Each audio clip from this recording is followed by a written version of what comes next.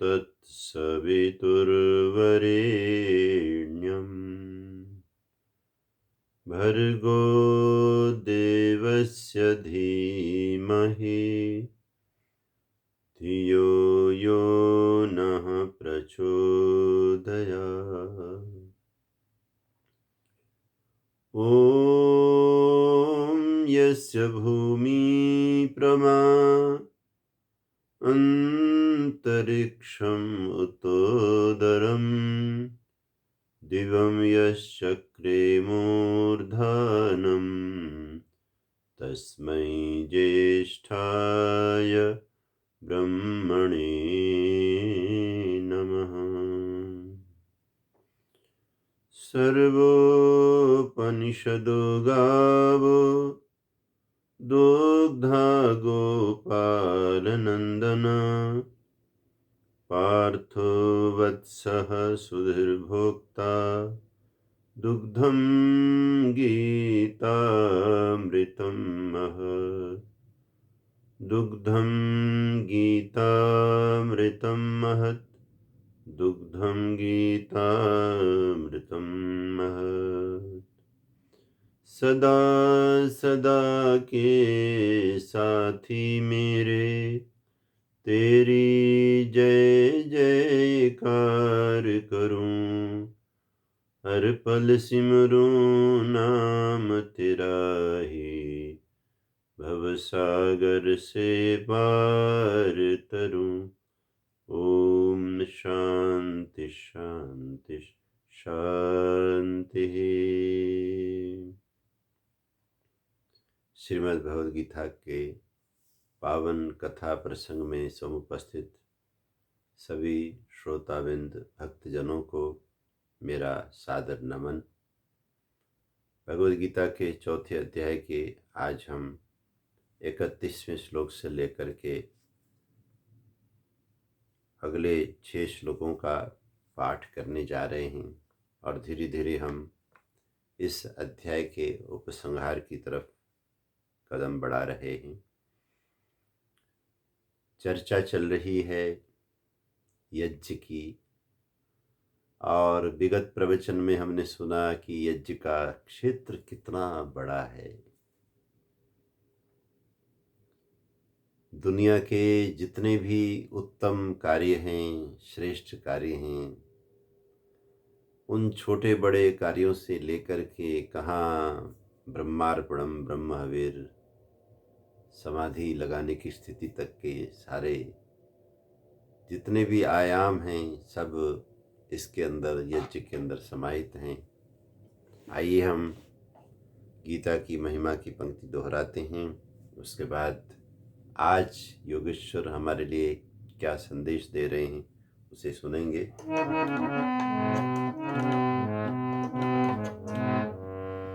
मधुर गीत गीता के गाए चला जा, गाए चला जा, जन्म मृत्यु बंधन मिटाए चला जा, जन्म मृत्यु बंधन मिटाए चला जा।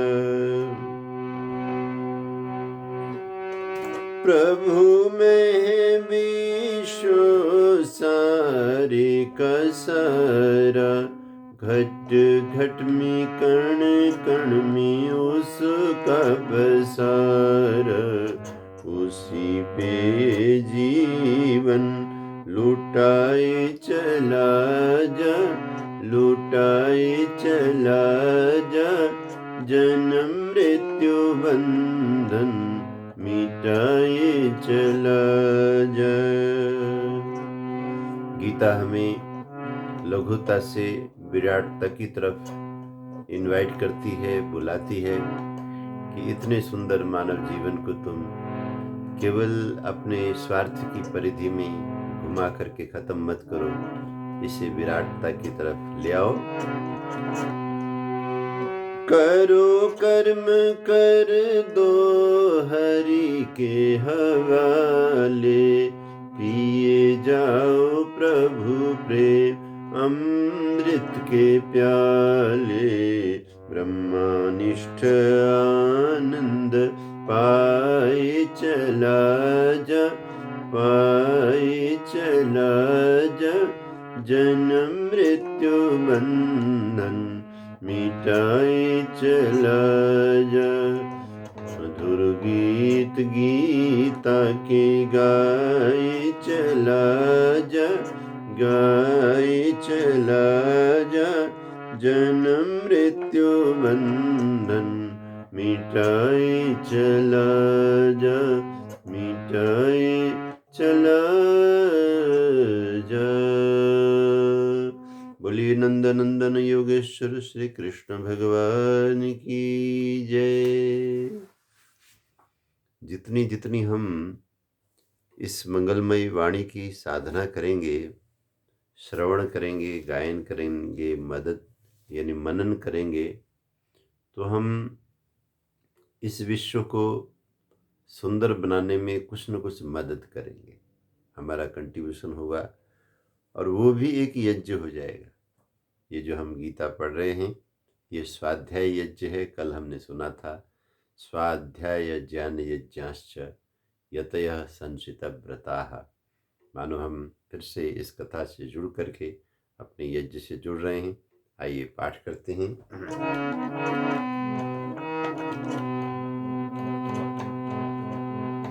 यज्ञशिष्टामृत भुजो यान्ति ब्रह्म सनातनम्, यान्ति ब्रह्म सनातनम्। नायं लोकोऽस्त्ययज्ञस्य कुतोऽन्य कुरु सत्तम, कुतोऽन्य कुरु सत्तम। एवं बहुविधा यज्ञा वितता ब्रह्मणो मुखे, वितता ब्रह्मणो मुखे। कर्मजान् विद्धितान् सर्वान् एवं ज्ञात्वा विमोक्ष्यसे, एवं ज्ञात्वा विमोक्ष्यसे। श्रेयान् द्रव्यमयाद् यज्ञान् ज्ञानयज्ञान् परन्तप, ज्ञानयज्ञान् परन्तप। सर्वं कर्माखिलं पार्थ ज्ञाने परिसमाप्यते, ज्ञाने परिसमाप्यते।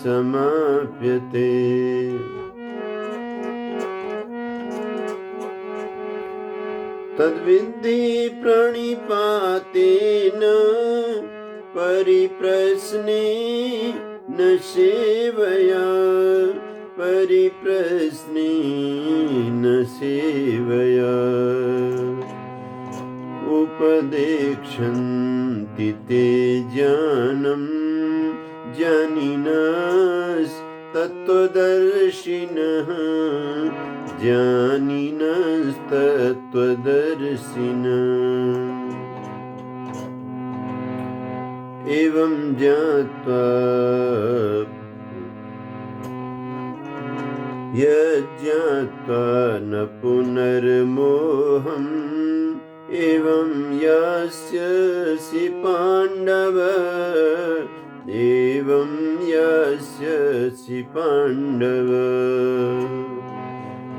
येन भूतान्यशेषेण द्रक्ष्यस्यात्मन्यथो मयि, द्रक्ष्यस्यात्मन्यथो मयि।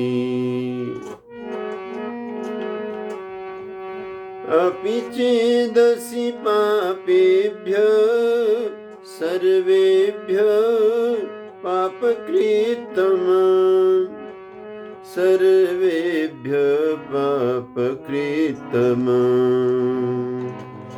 सर्वं ज्ञानप्लवेनैव वृजिनं सन्तरिष्यसि वृजिनं सन्तरिष्यसि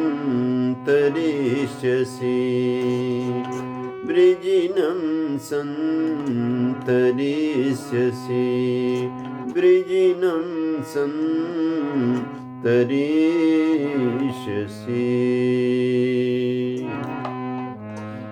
जय जय आनंदमय हरि बोल, जय जय आनंदमय प्रभु बोल, जय जय आनंदमय प्रभु बोल, जय जय आनंदमय प्रभु बोल।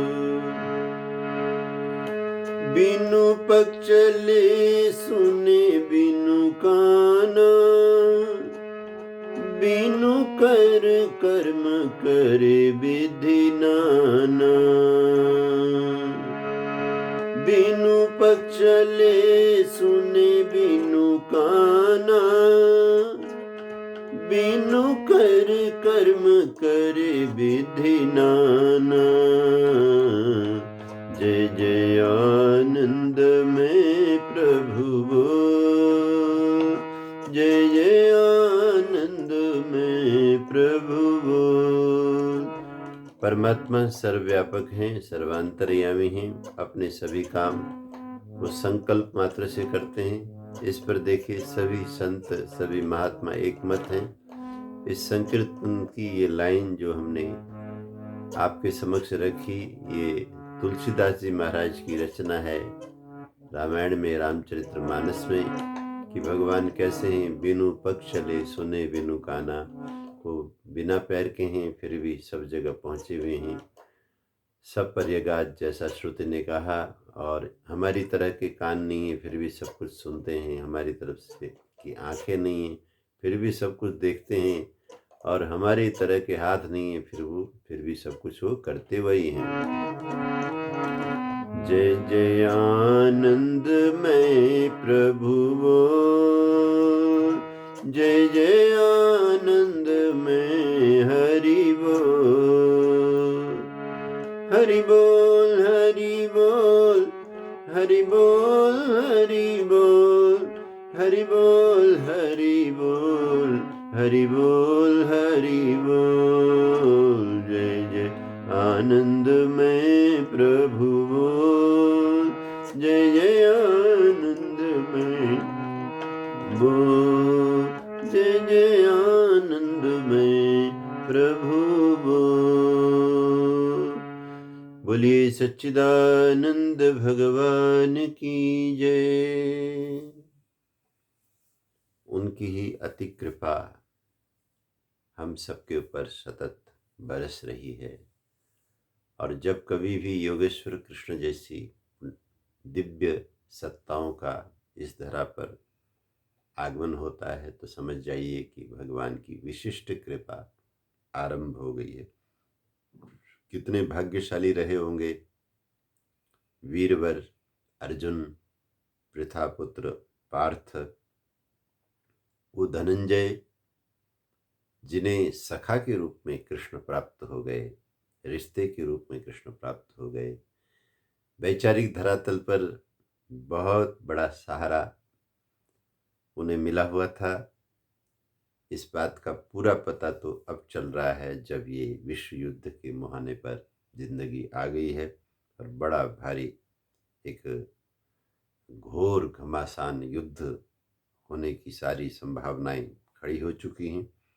और ये भगवत गीता की चर्चा मानो भयानक रोगग्रस्त जो मरीज होता है, बीमार होता है, उसका उद्धार करने के लिए जैसे अमृत तुल्य कोई औषधि वैद्य लेकर के आता है, और उस औषधि को कहीं कहीं कड़वाहट है, कहीं कहीं स्वाद ठीक नहीं है, फिर भी रोगी पीने के लिए तत्पर हो जाता है। तो ऐसे ही अर्जुन भी योगेश्वर भगवान के इन योग सूत्रों को, इन जीवन के रहस्यों को सुन रहे हैं, कहीं कहीं समझ में नहीं आ रहा है, उसे दोबारा से उसको स्पष्ट कर रहे हैं, और ये इतनी बड़ी घटना, वैचारिक घटना हो रही है, चिंतन के धरातल पर हो रही है कि आने वाली पीढ़ी के लिए एक बहुत बड़े अमृत का मंथन करके संग्रह भगवद गीता के रूप में हुआ है। तो आज के इस चौथे अध्याय के 31वें श्लोक में कहा कि हे मेरे प्यारे अर्जुन, यज्ञ शिष्टामृत भुजो यान्ति ब्रह्म सनातनम, नायम लोकोस्तेजस्य कुतोन्य कुरुषत्तमः। इस दुनिया में हमेशा कोई रहने वाला तो है नहीं, और न ही ये जो साधन आज उपलब्ध हैं कल अपने हाथ में रहेंगे, इसका कोई निश्चय भी नहीं है। और बहुत बार साधन होते हैं, उनके उपयोग करने की शक्ति न रहे, कुछ भी हो सकता है। तो इसलिए हे अर्जुन, वही बुद्धिमान है जो लोग यज्ञ शिष्टामृत भुजो, यज्ञ करके परोपकार करके जो अवशेष रह जाए उसी अमृत का ही भोग लगाते हैं। और जो इस तरह का भोग लगाते हैं, सनातनम ब्रह्म यान्ति, जो सनातन ब्रह्म है, जो सदा से ही हमेशा ही सनातन। देखिए, धर्म के बारे में हम कहते हैं, बोलिए सत्य सनातन वैदिक धर्म की जय, या हमारे जो भाई लोग बोलते हैं सनातन धर्म की जय। तो धर्म जो होगा वो सनातन ही होगा, क्योंकि वो तो धारण करता है, और धारण करने का कार्य तो सनातन काल से ही चल रहा है। वो विचारधारा, वो पद्धति जिसकी वजह से सत्य का धारण होता है, वही तो सनातन है। तो यहाँ पे कहा कि जो यज्ञ को बहुत ज़रूरी मानते हैं और यज्ञ करके ही जो अवशिष्ट बचा है उसी का सेवन करते हैं।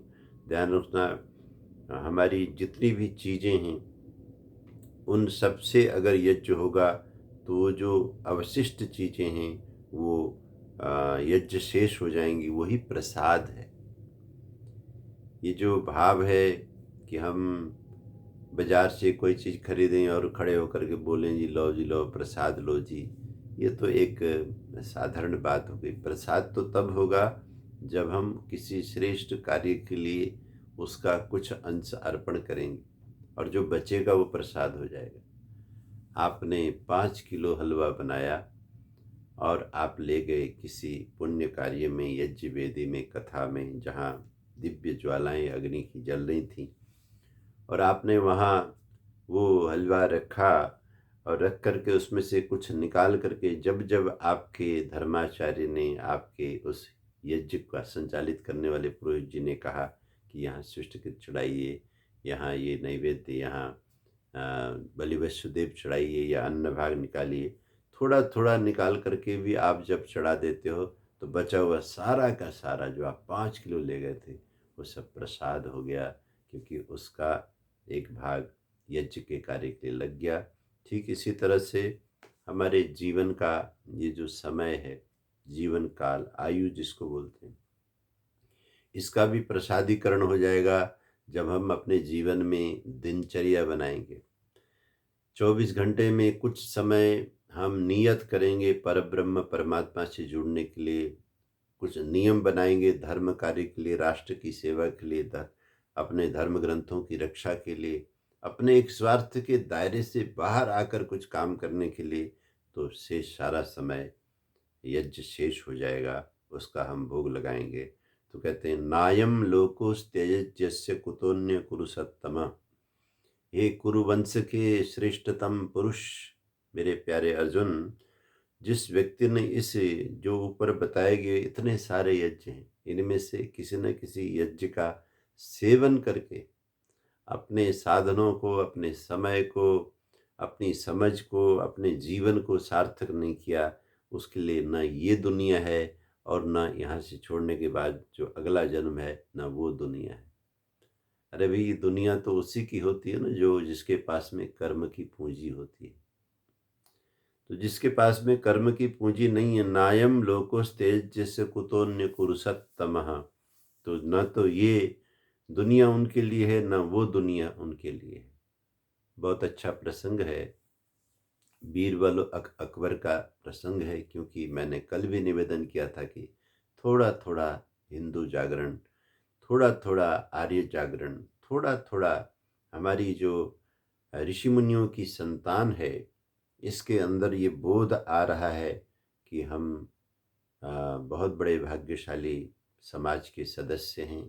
हमें कृष्ण मिले हैं, हमें राम मिले हैं, हमारे ये पूर्वज हैं और हमारे पास में 4 वेद हैं, उपनिषदें हैं, इसलिए हमें अपने गौरव को समझना चाहिए। तो ये गौरव गाथा एक प्रसंगों में, दंत कथाओं में हमारे बीरबल की भी है।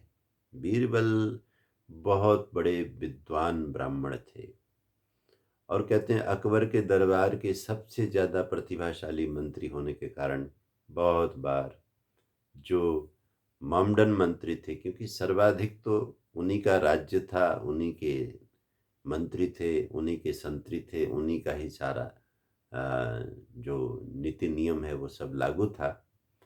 लेकिन गजब की बात थी कि ऐसे लोगों के बीच में एक सितारा, जैसे रात को आकाश में चारों तरफ तारे तो बहुत होते हैं लेकिन चंद्रमा एक होता है, तो एक चंद्रमा, अलौकिक व्यक्तित्व तो बीरबल जी का था। तो कहते हैं जब कभी भी अकबर को उसके मंत्री लोग ये समझाया करते थे कि जब हमारे होते हुए, हम अपने मजहब के लोग हैं और अपनी खुदा पे ईमान लाने वाले लोग हैं, हमारे होते हुए आपने ऐसे काफिर को क्यों रखा हुआ है, बीरबल को क्यों रखा हुआ है।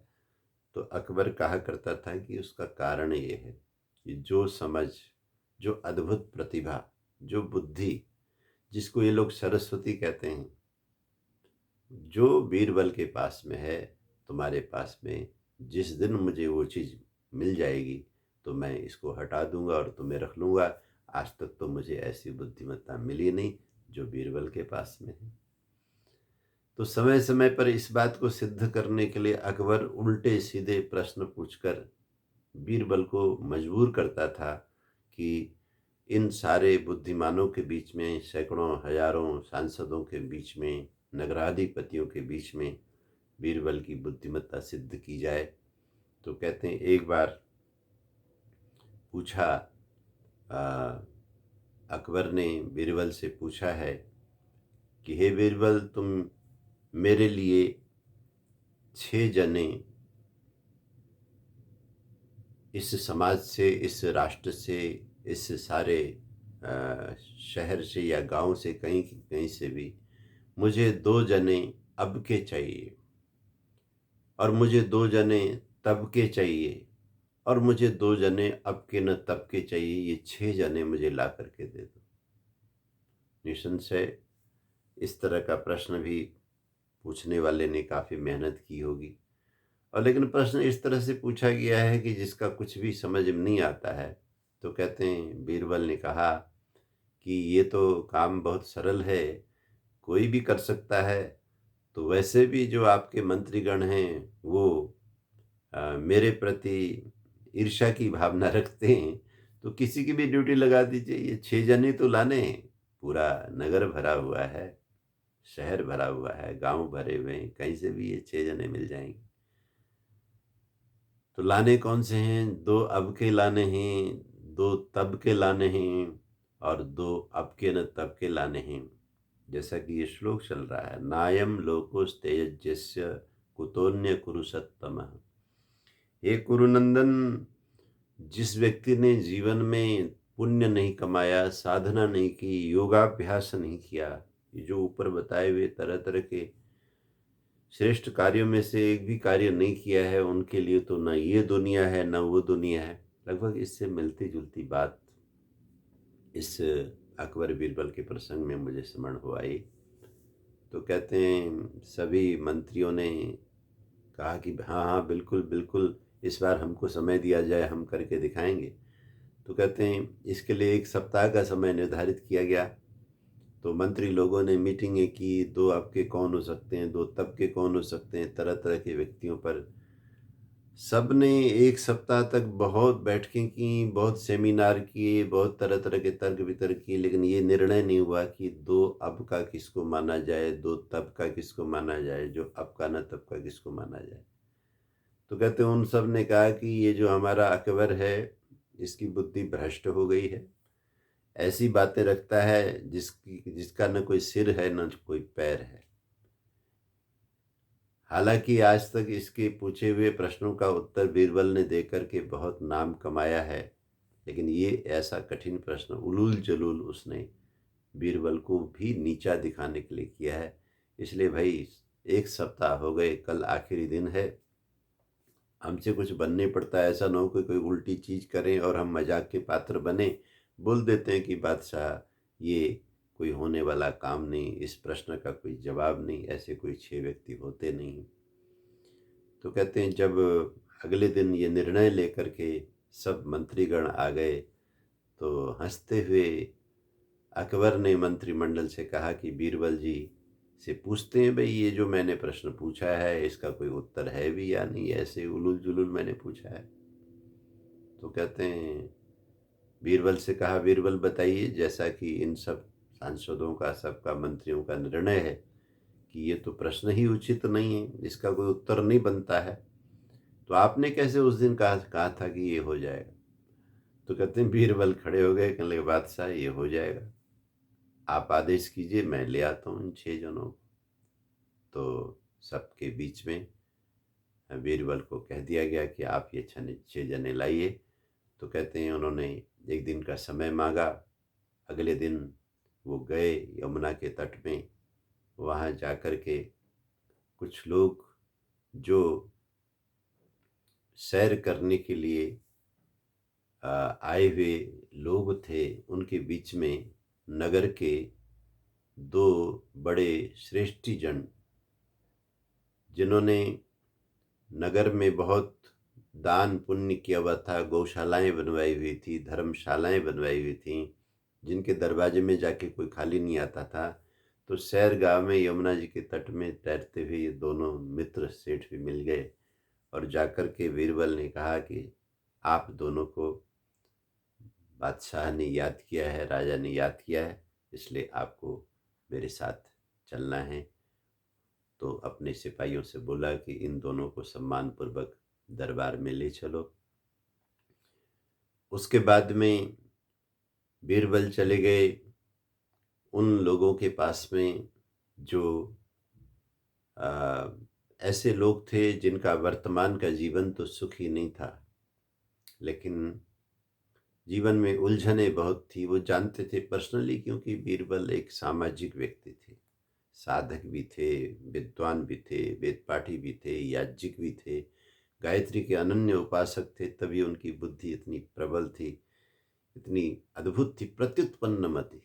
जैसे ऋषि ध्यान जी की मति कितनी प्रत्युत्पन्न थी, जैसे जैसे प्रश्न आते थे तत्काल उसका कोई ना कोई अद्भुत समाधान वो करते थे। तो कहते हैं 2 ऐसे गरीब व्यक्ति जिनको वो जानते थे, जो कई बार बीरबल को वो मिलते थे, जिनका वर्तमान का जीवन बहुत ही शुद्ध और पवित्र, आचरण, व्यवहार, कर्म सारे निर्मल थे, धर्मपरायण थे, और जो मेहनत से कमाते थे उस कमाई में से एक एक निश्चित राशि उनकी सेवा में जाती थी। कई बार बीरबल से भी वो कहते थे कि हम हैं तो बहुत गरीब, लेकिन थोड़ा सा हमारा भी धन आप किसी सत्कार्य में लगाया करें।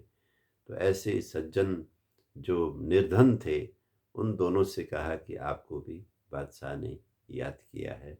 तो सिपाहियों से बोला कि इन दोनों को भी आप लेकर के महल की तरफ चलिए। और फिर वो चले गए यमुना के किनारे। जो भांग धतूरा वगैरह खा करके अपना समय बर्बाद करने वाले, धुआं छोड़ने वाले, गप्पों में लगे रहने वाले, शरीर में मिट्टी मली हुई है क्योंकि मांगना है, क्योंकि दिखाना है, भस्म लगाया हुआ है, गांजा पी रहे हैं और बैठ कर के गप्पें कर रहे हैं, ऐसे 2 जनों को पकड़ा और कहा कि आपको भी बादशाह ने याद किया है। तो कहते हैं अगले दिन सभा जब लग गई, कहते हैं उस दिन भीड़ बहुत बढ़ गई। इस और भीड़ हमेशा वहाँ बढ़ती है जहाँ कुतूहल होता है, कुतूहल। वैसे देखा जाए तो विकारों में आकर्षण बहुत है, संस्कारों में आकर्षण कम है। और इस रहस्य को भगवत गीता में भगवान ने आने वाले अध्यायों में बहुत अच्छी तरह से खोला हुआ है कि जो चीज़ तुमको आकर्षित करती है वो कल्याणकारी है, ऐसा बिल्कुल भी नियम नहीं है। और जो चीज़ तुमको अच्छी नहीं लगती उससे कोई कल्याण नहीं होता, ऐसा भी नियम नहीं। लेकिन आम आदमी को प्रभावित करने के लिए जो ज्ञानी जन है उनको तो करना ही होता है। तो कहते हैं जो दर्शक दीर्घा है वो भर गई है, बाहर भी लोग महलों के उस भवन के बाहर, सभा के बाहर खड़े हैं कि आज बीरबल ने ऐसे 6 व्यक्ति राजा के सामने रखने हैं। 2 व्यक्ति होंगे अब के, 2 व्यक्ति होंगे तब के, और 2 व्यक्ति होंगे अब के न तब के। भाई ये है कौन जिसको कोई और कर नहीं सका, बीरबल करेंगे। तो कहते हैं जैसे दरबार लगा और कार्यवाही शुरू हुई, तो राजा ने कहा कि बीरबल आज आपका दिन है, पूरी दुनिया बड़ी बेसब्री से इंतज़ार कर रही है कि आज आप हमें ये 6 तरह के लोगों से मिलाएंगे। तो बीरबल ने कहा कि हे राजन, मैंने इसकी तैयारी की है, आप आदेश कीजिए। आदेश है। तो कहते हैं सिपाही को, मंत्री ने, बीरबल ने आदेश दिया, जाओ जो 2 सेठ हैं उनको ले आओ। उनको ला करके खड़ा करके कहा कि हे राजन, ये अब के हैं। ये अब के इसलिए हैं कि इन्होंने पूर्व जन्मों में इतने पुण्य कर्म किए हैं कि उन पुण्य कर्मों के फलस्वरूप ये जो कुछ भी कारोबार करते हैं, इनका कारोबार बहुत ही फलता फूलता है। हे राजन, ऐसा मानिए कि ये लोहे को हाथ लगाते हैं और सोना बन जाता है। कोई भी सौदा ये करते हैं, कोई भी माल ये कहीं से उठा करके लाते हैं, तत्काल बाजार में उसकी डिमांड हो जाती है, उसके रेट बढ़ते हैं और इनको लगातार धन की कमाई होती है। और ये आपके सरकार के लिए भी टैक्स देते हैं और साथ साथ में अपने मानव जन्म में, जो इस जन्म में करने वाले कार्य हैं, उनको दिल खोल करके करते हैं।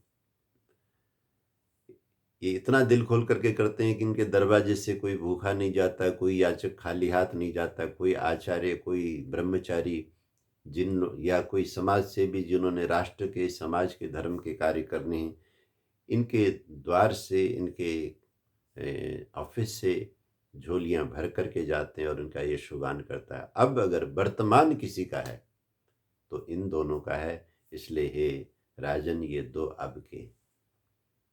तो राजा ने कहा बहुत अच्छा, बहुत अच्छा, बिठाओ इनको। एक तरफ दोनों सेठ जी को बिठा दिया गया। उसके बाद में कहा कि अब ले आओ तब के।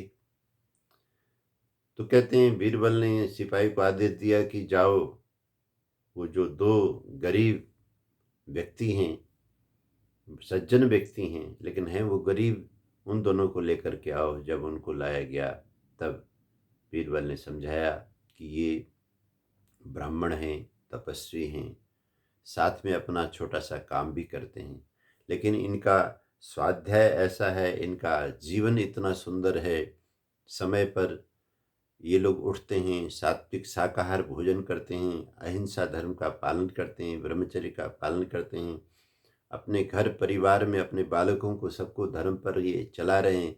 लेकिन जीवन बड़ा कष्टकर है, इनके यहाँ धन का बड़ा भारी अभाव है, समय समय पर कुछ समस्याएं और आकर के इनके ऊपर टूट पड़ती हैं।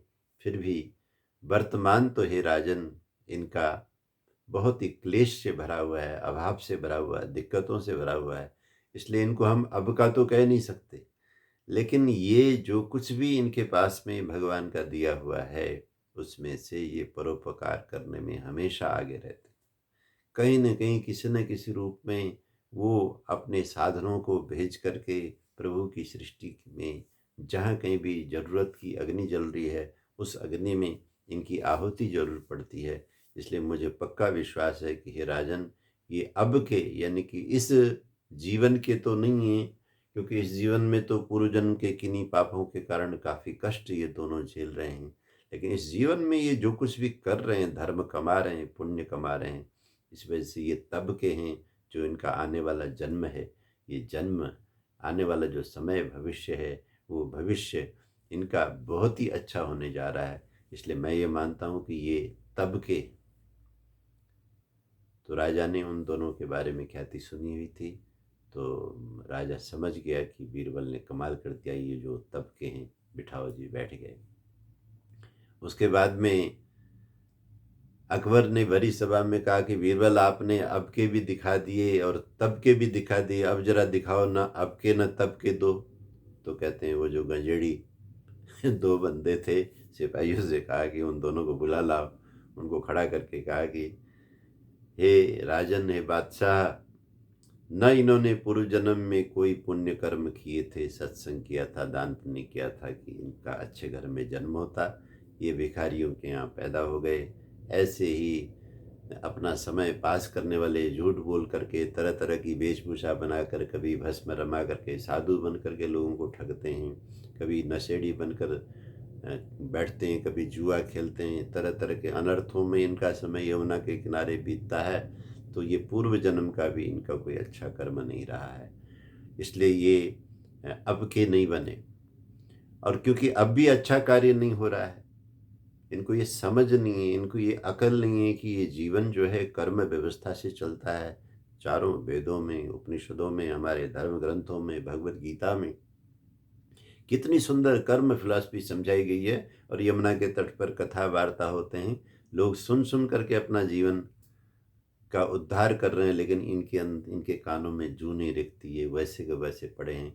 इसलिए न ये अब के हैं न ये तब के हैं। हे राजन, मैं ये मानता हूँ कि इनके पास में, जैसा अभी गीता के श्लोक में कहा गया कि नायम लोकोस्तेजस्य कुतोन्य कुरुषोत्तम, हे कुरुवंश में श्रेष्ठ कुरुषोत्तम, इन लोगों के लिए, जिन लोगों ने न तो यज्ञ किया न उसके शेष का सेवन किया, तो उनके लिए ये लोक भी नहीं है और वो परलोक भी नहीं है। तो कहते हैं, बादशाह ने कहा बिल्कुल बिल्कुल, बहुत अच्छा बीरबल, आपने कमाल कर दिया। मैंने प्रश्न पूछा तो था आपको विचलित करने के लिए, आपको हराने के लिए, आपको कमज़ोर सिद्ध करने के लिए, लेकिन आप कमाल करते हो। बड़ी ज़ोरदार तालियां उस पूरे सभागार में सैकड़ों हजारों लोगों ने दर्शक दीर्घा से बजाई और बीरबल को बहुत सारा इनाम राजा की तरफ से प्राप्त हुआ। तो ये वास्तव में जीवन अद्भुत है। इस जीवन में हम लोग जिस तरह से अपना बर्ताव बनाते हैं, उसी तरह से हमारा इस बर्ताव बनाने में, इस व्यवहार को बनाने में हमारे पिछले जन्म के कर्म भी कारण हैं, जिनकी वजह से उसी तरह के संस्कार हमें मदद करते हैं। और इस जन्म में जो कुछ कर रहे हैं उससे हमारा भविष्य बनना है एक सतत।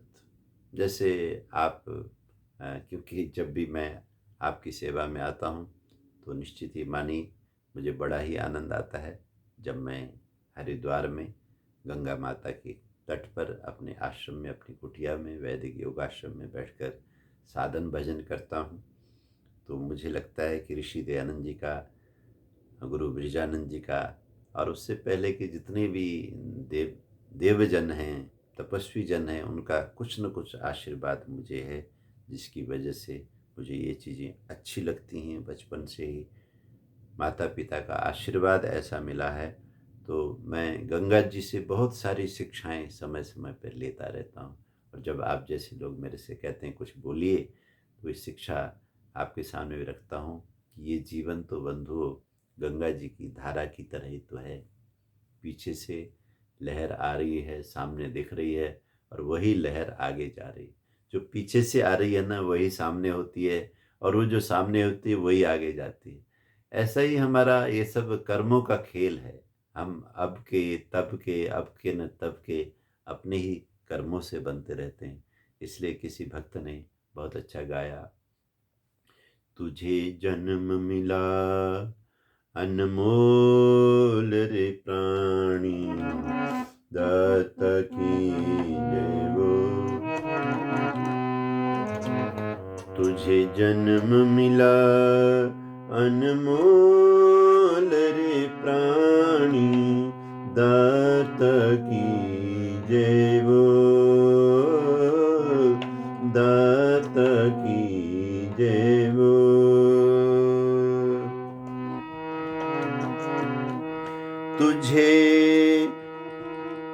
नयन मिले कर ले दर्शन, ये सुंदर प्रभु की माया है। पाखी चहके या झरना बहे, हर गीत उसी ने गाया है। तुझे हाथ मिले दुख दीन के हर, तुझे हाथ मिले दुख दीन के हर, और दान दिए जा दिल खोल के।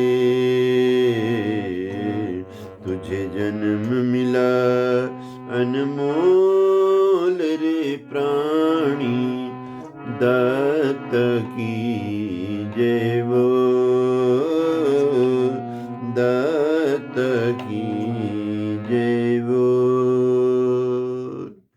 तो ये जो मौका मिला है, अनमोल जन्म मिला है, तो भगवान ने भी इस श्लोक में बहुत सुंदर संदेश हम सबको दिया कि ऐसी भूल मत करो कि न तुम्हारे पास अब हो न तुम्हारे पास में तब हो, कि जरूर ये यज्ञ करो और अपना जीवन उत्तम बनाओ। एवं बहुविधा यज्ञा वितता ब्रह्मणो मुखे, कर्मजान विद्धितान सर्वान एवं ज्ञात्वा विमोक्षसे।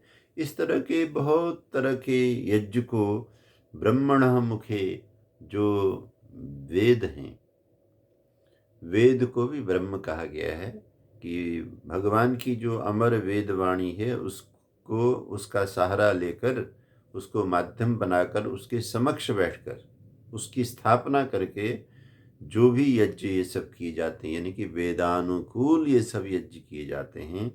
कर्मजान विद्धितान सर्वान, वो सारे के सारे यज्ञ तो है अर्जुन, कर्मों से तो होंगे, पुरुषार्थ से तो होंगे, यूं ही बैठकर केवल सोचने चिंतन मनन करने से तो नहीं होंगे, इनके लिए तो उद्यम करना पड़ेगा। एवं ज्ञात्वा विमुक्तसे, इस रहस्य को जान करके तो दुख से छूट जाएगा। और अब थोड़ा सा अगले श्लोक में, 33वें श्लोक में भगवान बता रहे हैं कि किस तरह से श्रेष्ठ कर्म भी एक से बड़ा एक, उससे बड़ा एक, उससे बड़ा और, इस तरह से हो सकता है। श्रेयान् द्रव्यमयात् यज्ञात् ज्ञान यज्ञ परन्तपः, पदार्थों से किए जाने वाले जो यज्ञ हैं उनमें से ज्ञान यज्ञ श्रेष्ठ है, क्योंकि सर्वं कर्माखिलं पार्थ ज्ञाने परिसमाप्यते। ज्ञान से यहाँ योगेश्वर भगवान का अभिप्राय केवल सुनने से नहीं है, केवल पढ़ने से नहीं है, और शायद केवल समझने से भी नहीं है। ज्ञान से यहाँ तात्पर्य है साक्षात्कार से। साक्षात्कार बहुत बड़ी चीज होती है। जैसे हम जानते हैं कि पृथ्वी में एक बड़ा ही पावरफुल देश है अमेरिका, उसके बारे में हमने पढ़ा है, सुना है, देखा है। रोज हमारे देश की हर गतिविधि में उसका नाम आता तो जरूर है। हम बहुत जानते हैं अमेरिका के बारे में, टेलीविज़न में, मोबाइल में वहाँ के सीन हम बहुत देखते हैं, पिक्चरें वहाँ की बनी हुई देखते हैं। राजनीति के बारे में जब हम देखते हैं तो वहाँ क्या हो रहा है उधर हम सबकी नज़र रहती है। और यहाँ तक कि स्टॉक मार्केट में आप देखिए कि हर चीज़ की तुलना डॉलर से हो रही है, अमेरिकन मार्केट से हो रही है। इतना कुछ करते हुए भी ये अमेरिका का साक्षात्कार नहीं है। साक्षात्कार करने के लिए तो बंधुओं आपको इतना सब कुछ, भले ही आप जिंदगी भर अमेरिका के बारे में सुने, पढ़ें, वहाँ के राइटर्स को पढ़ें, वहाँ के संगीत को सुने, वहाँ की लाइफस्टाइल को आप यहाँ जिए, फिर भी आप अमेरिका में नहीं हैं। अमेरिका में होने के लिए तो आपको पासपोर्ट होना पड़ेगा, आपके पास वीज़ा आना पड़ेगा, आपके पास वो पैसे होने पड़ेंगे जिनके माध्यम से आप वहाँ जा सकें। और जब आप जाएंगे और जा कर के वहाँ का जीवन जिएंगे, तब अमेरिका से आपका साक्षात्कार माना जाएगा। इस तरह से हमें वेद मंत्र याद हैं, हमें उपनिषदें याद हैं, हमने दर्शन को रटा हुआ है, हमने बहुत कुछ जाना हुआ है, इससे हम ज्ञानी नहीं हो जाते। तो इस ये जो श्लोक है, इस श्लोक की वजह से बहुत सारी भूलें भी लोग करते हैं। जब भगवान कहते हैं कि हे अर्जुन, श्रेयान द्रव्यमयात यज्ञात ज्ञान यज्ञ परंतपः, पदार्थों से किए जाने वाले यज्ञ से तो जो ज्ञान यज्ञ है वही श्रेष्ठ है। तो लोगों को लगता है कि ये जो हवन है, ये जो दान है, ये जो शारीरिक की जाने वाली धार्मिक सेवाएं हैं, ये जो आहुति है, हम घी चढ़ा रहे हैं, हम नैवेद्य चढ़ा रहे हैं, हम प्रसाद चढ़ा रहे हैं, हम सामग्री चढ़ा रहे हैं, इसको भगवान ने कहा कि ये तो उत्तम नहीं है, उत्तम तो ज्ञान यज्ञ है। इसलिए हवन को छोड़ो, जिनको करना है वो करते रहेंगे, हम तो मंचों में बैठेंगे, हम भाषण सुनेंगे, हमें जब नंबर मिलेगा हम बोलेंगे, हम अपनी बातों से लोगों को प्रभावित करेंगे, हम ग्रंथ याद करेंगे, या हम ध्यान भी लगाएंगे, या हम जब भी करेंगे। इस तरह की बातों को लेकर के हम एक जो उत्तम कार्य करते थे, हवन करना, यज्ञ करना, उसको छोड़ने लगते हैं। बंधु, ये बहुत बड़ी भूल हो जाएगी, और बहुत बड़ी भूल कर रहे हैं। मुझे एक बहुत बड़े सन्यासी ने, जिनके पास में काफ़ी उनकी अपनी संस्था की दौलत है, ध्यान रखना, ये जितने भी सन्यासी बंधुगण हैं, अगर उनके नाम पर आश्रम है, उनके नाम पर संस्था का अकाउंट है, उनके नाम पर संपत्तियां हैं, उनके नाम पर ज़मीनें हैं, उनके वो सारी चीज़ों का डिसीजन लेते हैं, वो सबके हेड हैं, और फिर ये कहें जी हम तो जी सन्यासी हैं, हमें यज्ञ करने की क्या आवश्यकता, हमने तो शिखा उतार दी है, हमने जनेऊ उतार दिया है। तो मेरे प्यारे बंधु, ऋषि परंपरा को पढ़िए, भगवान कृष्ण जैसे सदगुरु से सीखिए कि अभी आपका ज्ञान यज्ञ शुरू नहीं हुआ है। ज्ञान यज्ञ शुरू इसलिए नहीं हुआ कि आप अभी प्रवृत्ति मार्ग में हैं। ठीक है, राजधानी दिल्ली जैसे, इंद्रप्रस्थ जैसे नगरों में रहने वाला कोई व्यापारी, कोई यहाँ रहने वाला कारोबारी, कोई यहाँ रहने वाला जॉब करने वाला व्यक्ति, उसकी प्रवृत्ति एक सीमित दायरे के लिए, अपने बच्चों के लिए, अपने लिए, परिवार के लिए, माँ बाप के लिए है, बिरादरी के लिए है। लेकिन वो प्रवृत्ति मार्ग में है, उसके लिए शास्त्र कहता है कि उसे अपनी कमाई का अंश निकाल कर आहुति देना बहुत ज़रूरी है, यज्ञ करना बहुत ज़रूरी है। तो आपको भी छूट नहीं है मेरे सन्यासी बंधु, क्योंकि आपके पास उससे ज़्यादा दौलत है, उससे बड़ा आश्रम है, उससे उससे बड़ी बिल्डिंगें हैं, उससे बड़ी कारें हैं, उससे बड़ा बैंक अकाउंट है। आपका जो प्रवृत्ति मार्ग है, आपका मार्ग समाज सेवा के लिए हो सकता है, आपका मार्ग जो है राष्ट्र की रक्षा के लिए हो सकता है, लेकिन आप हैं तो प्रवृत्ति मार्ग में ही। ये लघु कार्य में प्रवृत्त हैं, आप बृहत कार्य में प्रवृत्त हैं। इसलिए मेरा चिंतन ये कहता है, इस श्लोक के माध्यम से उन लोगों को यज्ञ छोड़ने का अधिकार श्री कृष्ण नहीं दे रहे हैं। इस श्लोक के माध्यम से ये पदार्थ यज्ञ को छोटा समझने का अधिकार उनको नहीं दिया जा रहा है। जो लोग पदार्थों में रमण करते हैं, पदार्थों की व्यवस्था में लगे रहते हैं, उनको तो पदार्थ यज्ञ करना ही है। लेकिन जिन लोगों की मनस्थिति बहुत ऊंची हो गई, जिन्होंने कोई पद अपने पास नहीं रखा, कोई संस्था अपने पास नहीं रखी, कोई इच्छा मन में नहीं रखी, और इतने निर्लिप्त हो गए, और वो तो कोई बिरला ही होगा, सिर्फ उसके लिए कहा गया ज्ञान यज्ञ परंतपः, ये ज्ञान यज्ञ बहुत श्रेष्ठ है। केवल वो ही व्यक्ति अग्निहोत्र छोड़ सकता है। मैंने स्वामी जी से कहा कि स्वामी जी, आपने मुझ जैसे छोटे आदमी से प्रश्न पूछा है, मैंने जो आज तक स्वाध्याय किया है, चिंतन मनन किया है, मैं ये मानता हूँ कि आप जैसे सन्यासी को यज्ञ छोड़ने का अधिकार नहीं है, क्योंकि आपने आश्रम का अधिकार, संपत्ति, समाज सेवा के लिए, धर्म सेवा के लिए जो उसका अधिकार है, वो अपने हाथ में रखा हुआ है। तो आप अपने इन हाथों से, आपकी ही यहाँ बनी हुई यज्ञशाला में आपके ब्रह्मचारी भक्तजन तो आहुति चढ़ाते हैं, आप भी आहुति चढ़ाएंगे, आप भी आचमन करेंगे, आप भी अंगस्पर्श करेंगे, आप भी यज्ञ करेंगे, तो आपका कल्याण होगा, मुझे ऐसा लगता है। तो स्वामी जी को बहुत अच्छा लगा। उस दिन के बाद स्वामी जी भी यज्ञ करने लग गए। सर्वं कर्माखिलं पार्थ ज्ञाने परिसमाप्यते। इसलिए सर्वं कर्माखिलं पार्थ, लेकिन ये पदार्थ यज्ञ ही सब कुछ है ऐसा मान करके लोग केवल प्रवृत्ति में रहेंगे तो भी उनके बंधन नहीं कटेंगे, क्योंकि ये पदार्थ यज्ञ से अभी आगे आएगा और पीछे भी आया था कि इन यज्ञों के माध्यम से पदार्थ जगत में आपकी ऊंचाई बढ़ती है, क्योंकि आपने पदार्थ से साधनों से भगवत पूजा की है तो फिर भगवान भी फल स्वरूप में पदार्थ और साधन ही अधिक देंगे, मुक्ति की प्राप्ति नहीं होगी। उसके लिए आपको ज्ञान की साधना करनी पड़ेगी।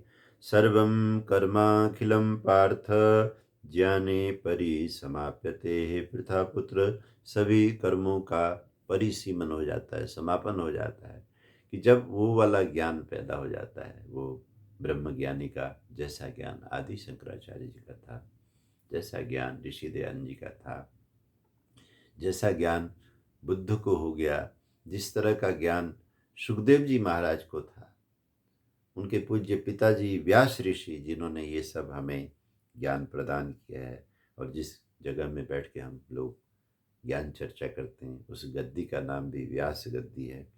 व्यास ऋषि भी चकित होते हैं अपने पुत्र को देख करके। इन्होंने तो ज्ञान की ऐसी ज्योत जला ली कि सारे जन्म बंधन के चक्र उनके समाप्त हो गए। कहते हैं ऐसा जो ज्ञान है वो कैसे मिलेगा। तद विद्धि, अर्जुन बहुत लालायित हैं, अर्जुन को बहुत आनंद आ रहा है कि यानी कि जो मैं चाहता था कि मैं एक निवृत्ति मार्ग का जीवन व्यतीत करूं, उसकी चर्चा तो भगवान यहाँ कर ही रहे हैं। तद विद्धि प्रणिपातेन परिप्रश्नेन सेवया उपदेक्षन्ति ते ज्ञानम ज्ञानिनस्तत्त्वदर्शिनः। ये जो ज्ञान है, जैसा मैंने निवेदन किया, केवल पढ़ने से, केवल याद करने से, केवल रटने से होने वाला ज्ञान नहीं है। ये तो एक परंपरा से प्राप्त होने वाला ज्ञान है। तो कहते हैं इसको कैसे जानना है मेरे प्यारे अर्जुन। तद विद्धि, उस ज्ञान को प्राप्त करो प्रणिपातेन, प्रणिपात से प्राप्त करो। प्रणिपात का मतलब होता है जा करके प्रणाम करना, जा करके साष्टांग दंडवत प्रणाम करना, कि महापुरुषों के पास में जाओ, ऐसे योगियों को ढूंढो। और यहाँ तो श्री कृष्ण ने बिल्कुल छोड़ दिया है। कोई गुरुडम जैसी कोई चीज भगवान कृष्ण में हो ही नहीं सकती, वो तो निवृत्त काम है। ये जो आजकल के गुरु लोगों ने डेरे बनाए हैं, परसों परले दिन एक चैनल में पंजाब के डेरों के बारे में बहुत चर्चा आ रही थी कि वो जो डेरे हैं, उनके जो चेले हैं, उनकी जो प्रॉपर्टी है, उनकी जो संपदाएं हैं, वो राजनीतिक परिदृश्य को चेंज करने में भी बड़ा भारी रोल अदा करती। तो ये सब धर्म के नाम पर, महापुरुषों के नाम पर डेरे बने। तो योगेश्वर श्री कृष्ण इस तरह से जो गुटबंदी है, ये चेला बंदी है, चेले के किले बनाने की व्यवस्था है, इसको बिल्कुल नहीं मानते थे। यही हमारे आर्य धर्म की, सत्य सनातन वैदिक धर्म की विशेषता है कि यहाँ बड़े से बड़ा गुरु, बड़े से बड़ा ऋषि मुनि, बड़े से बड़ा योगी भी कभी भी इस तरह की इच्छा नहीं रखता कि मेरे चेले हमेशा ही मेरे बने रहें, या मेरे पास में चेलों की बहुत बड़ी लाइन हो और मेरे लाखों करोड़ों शिष्य हों और चेले लोग मेरी चरण पूजा करें। ये सब, और व्यास पूजा के दिन जिस तरह के गलत दृश्य हमारे कुछ आचार्यगण प्रस्तुत करते हैं, आप लोगों से मेरी विनती है कि भगवान कृष्ण से बड़े गुरु आप हो नहीं सकते। क्या कभी भगवान कृष्ण ने अपने पैरों को अर्जुन से घी से धुलवाया, दूध से नहलवाया? क्या आप जिस तरह से अपने पैर थाली में रख रख करके अपनी पूजा करवा करके आप सोचते हैं कि आप गुरु बन गए हैं, इससे आप गुरु बन जाएंगे?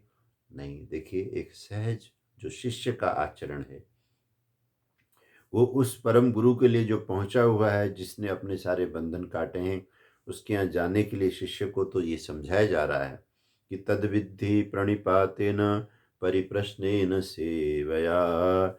इस रहस्यमय ज्ञान को प्राप्त करने के लिए तुम ऐसे महापुरुषों के पास में जाकर के क्या करना, प्रणिपात करना, उनको प्रणाम करना। और हमारे तो विधान है कि सद्गुरु के चरण कैसे छूने हैं, बाएं से बायां, दाएं से दाहिना दाहिना, और दंडवत प्रणाम की व्यवस्था को प्रणिपात कहा जाता है। और उसके बाद में क्या करना, परिप्रश्नेन, जो तुम्हारे अंतःकरण में जो सही प्रश्न है उन उत्तम प्रश्नों को पूछना उनसे बैठ करके। और लेकिन ये प्रश्न भी कैसे पूछना, सेवया, गुरु सेवा करते हुए पूछना। तो इसलिए वो जो गुरुकुल व्यवस्था है, जो उपनिषद व्यवस्था है, वही वैदिक व्यवस्था है, जिस व्यवस्था में जिज्ञासु लोग पहुँचे हुए ऋषि मुनियों के पास में दीर्घ काल तक रहते थे।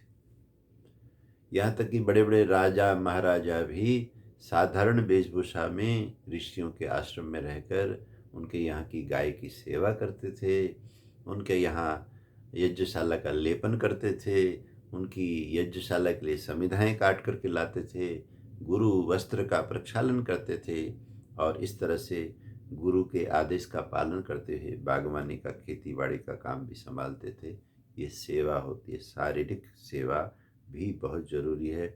जब आप किसी महापुरुष के पुण्य कार्य में शारीरिक सेवा करते हैं, उसके बाद उनके सामने बैठकर उन्हें नमस्कार करके, प्रणाम करके उनसे पूछते हैं, तो उनके हृदय से जो ज्ञान है वो ज्ञान बाहर आता है।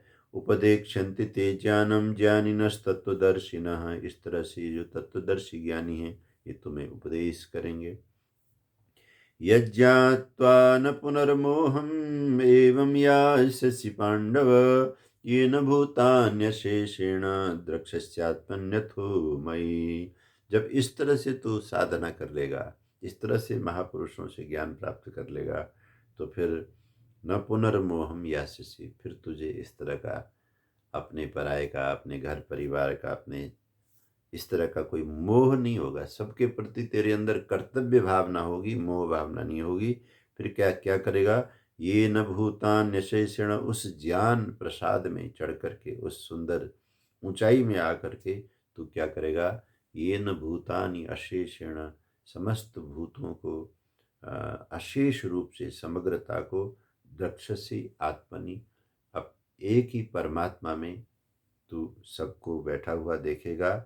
और फिर अपने आप को भी मई, उस परम सत्ता में जो मेरी सत्ता है, जिस सत्ता में मैंने अपने आप को आत्मसात किया हुआ है, जिस सत्ता को अपने आप में, उसमें तू पहले अपने आत्मा में सब कुछ देख लेगा, फिर अपनी आत्मा को तू मुझ में देख लेगा, ब्रह्म में देख लेगा। तो ये साधना की एक विधि इन श्लोकों के अंदर आ रही है कि किस तरह से पदार्थ यज्ञों से पुण्य कमाना है, और किस तरह से ये सोचना है कि वास्तव में आत्म लाभ के लिए ज्ञान यज्ञ भी करना जरूरी है। लेकिन वो ज्ञान यज्ञ में प्रतिष्ठित होने के लिए पहुँचे हुए गुरु का होना भी जरूरी है। और गुरु से क्या मिलता है वो भी इस 35वें श्लोक में आया कि एक दिव्य दृष्टि मिलती है, जिसमें समग्र अस्तित्व अपनी आत्मा में विराजमान दिखाई देता है। और फिर हम अब अपनी आत्मा को परमात्मा में देखते हैं। इस तरह से पूर्ण दर्शन की प्राप्ति का ये विज्ञान इन श्लोकों में आ रहा है। और फिर लास्ट में तो कमाल ही कर दिया कि अपि चेदसि पापेभ्य सर्वेभ्य पापकृतम सर्वम ज्ञानप्लवेनैव वृजिनम संतरिष्यसि। और देखो अर्जुन, संभावना कितनी सुंदर है। मान लो तुम दुनिया के सबसे बड़े पापी हो, तुमसे बहुत भूले हुई, बहुत अपराध हो गए, तो भी ये जो साधना का मार्ग है, अगर इस मार्ग में तुम आ जाते हो, तो फिर तो ये साधना का मार्ग, ये ध्यान की पद्धति, ये साधना की पद्धति ऐसी कमाल कमाल की है। सर्वम ज्ञान प्लवेनैव वृजिनम संतरिष्यसि। जैसे किसी नाव में, प्लव कहते हैं नाव को, अगर एक अच्छा नाविक हमें अपने नाव में बिठा ले, तो हम गहरी से गहरी नदी को बिना पानी का स्पर्श किए हुए पार करके परले किनारे जा सकते हैं। तो कहते हैं ये जो ज्ञान की नौका इस दुनिया में ऐसी है, जो साधना से प्राप्त होती है, गुरुजनों के आशीर्वाद से प्राप्त होती है। इस नाव में चढ़ने के बाद बड़े से बड़े पापी व्यक्ति का भी हमेशा हमेशा के लिए उद्धार हो जाता है। हम आर्य जगत में इस तरह के उद्धार के पथ पर अग्रसर, ज्ञान की नौका में चढ़ कर के पार लगे हुए लोगों में एक व्यक्ति को कैसे भूल सकते हैं, वो थे हमारे अमीचंद जी। अमीचंद जी एक ऐसे अद्भुत व्यक्ति थे जिनके जीवन में, वैसे तो स्वामी श्रद्धानंद जी का अतीत भी बहुत ही तरह दोषों से भरा हुआ था, जिसको उन्होंने बड़े दर्द के साथ, बड़ी श्रद्धा के साथ, बड़े आंसुओं के साथ गुरुवर दयानंद जी महाराज का धन्यवाद करते हुए बोला और लिखा है। तो अमीचंद जब पार लगते हैं उस नौका में चढ़कर गुरु के आशीर्वाद से, तो फिर रचनाएं लिखते हैं कि गान कर अमीचंद परमानंद ईश के भजन। तो धन्यवाद का भजन आप देखिए किस तरह से, आज मिल सब गीत गाओ उस प्रभु के धन्यवाद, जिसका यश नित गाते हैं गंधर्व मुनिजन धन्यवाद। ये धन्यता के भजन निकले उस अधम व्यक्ति के द्वारा, जो व्यक्ति कभी बहुत पतित व्यक्ति का जीवन जीता था, और नाव एक ज्ञान का मिला गुरुदेव दयानंद जी महाराज की कृपा से, और सारी बुराइयों को पार करके जीवन को शुद्ध बना सके। तो ये जो बात भगवान ने बोली, हमारी चर्चा तो अभी रहती है भिक्षु उपगुप्त की, वो हम कल ही लेंगे, अगले प्रवचन में लेंगे। आइए, अभी समय समाप्त होता है। श्री कृष्ण गोविंद माधव की, पढ़ लो गीता केशव की, पढ़ लो गीता केशव की, पढ़ लो गीता केशव की। श्री कृष्ण गोविंद माधव की, पढ़ लो गीता केशव की, पढ़ लो गीता केशव की। बोलिए सच्चिदानंद भगवान की जय। आपने प्रेम से सुना, आप सबका मंगल हो। ओम शांति।